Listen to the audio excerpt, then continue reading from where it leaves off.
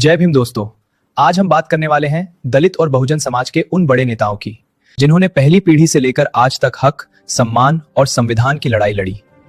पहली पीढ़ी संघर्ष की नींव रखने वाले नेता। सबसे पहले आते हैं डॉक्टर बाबा साहब भीमराव अंबेडकर।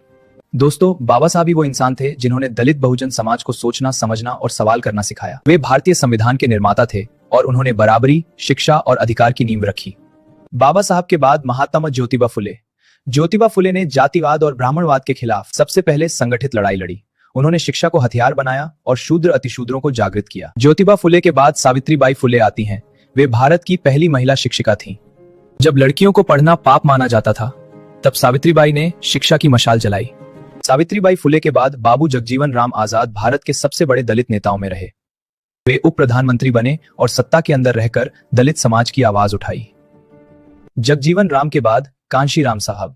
कांशीराम साहब ने दलित बहुजन समाज को राजनीति की असली ताकत समझाई। उन्होंने कहा, राजनीति की चाबी हासिल करो। कांशीराम साहब के बाद बहन मायावती आईं। वे भारत की पहली दलित महिला मुख्यमंत्री बनी। उन्होंने बहुजन समाज को सत्ता में बैठने का आत्मविश्वास दिया। अब बात करते हैं आज की पीढ़ी के उस नेता की जिसका नाम सुनते ही सिस्टम में हलचल मच जाती है।